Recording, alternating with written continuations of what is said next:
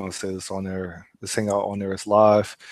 I'm getting tired, and it says I'm live. So this is my second post and video for today, in which this one is talking about my continued journey in learning Elm, and specifically my attempt of building a search box.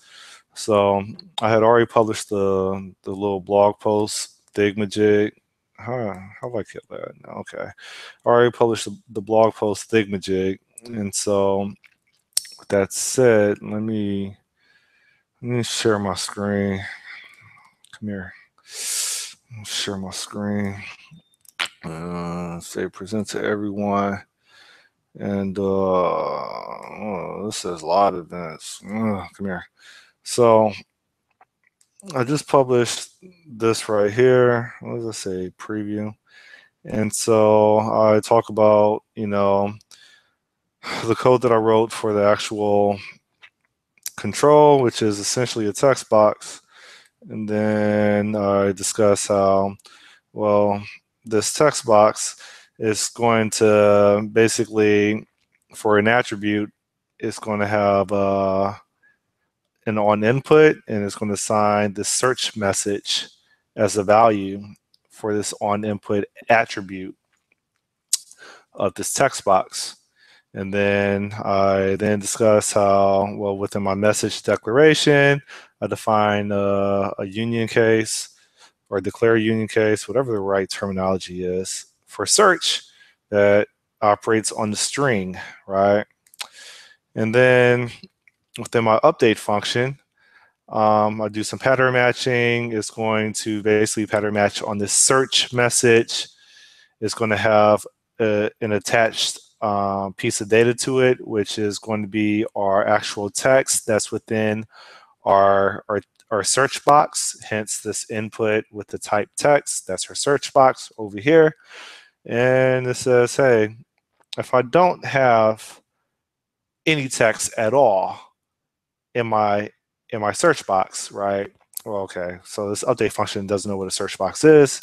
It says, hey, if I don't have any text at all or any characters at all within my value that is associated to this search message, then just go ahead and just assign arbitrary or my general default list of contributors to my contributors property of my model.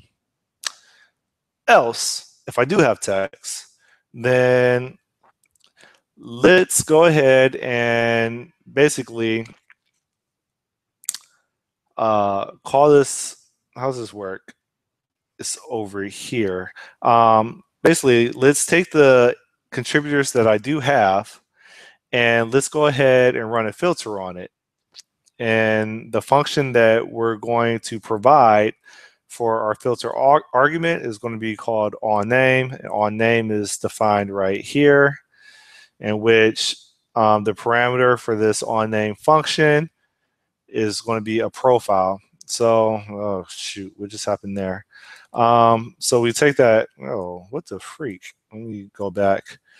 So we take that profile, let me launch this again, and we take the name of that profile, which is really of a type, it's a wrapper of a string.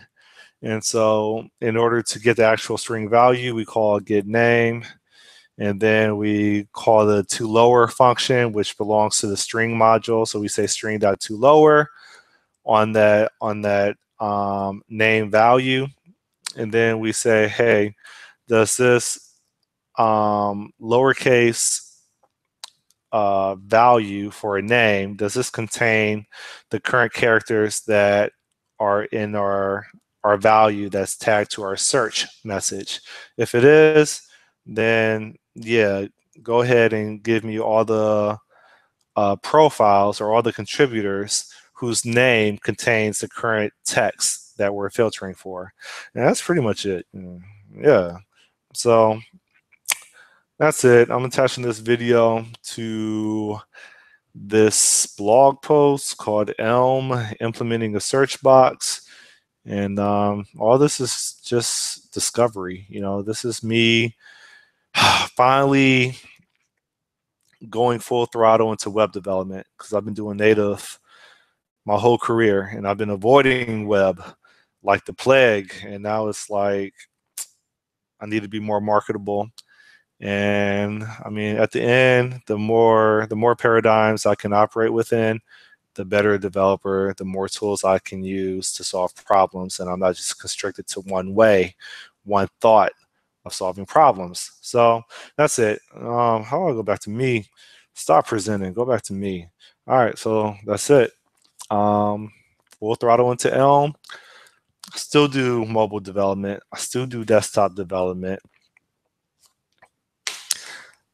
I still know object-oriented programming, but I'm focused on investing in what I believe is the future, and that's functional programming. So that's it. I'm Scott Nimrod. Uh, I'm a consultant. Just told you what I told you what I do. Mobile, desktop. I also love test automation. I know object-oriented programming, obviously, but I'm also going just very deep into functional programming. And now I'm entering the space of web development.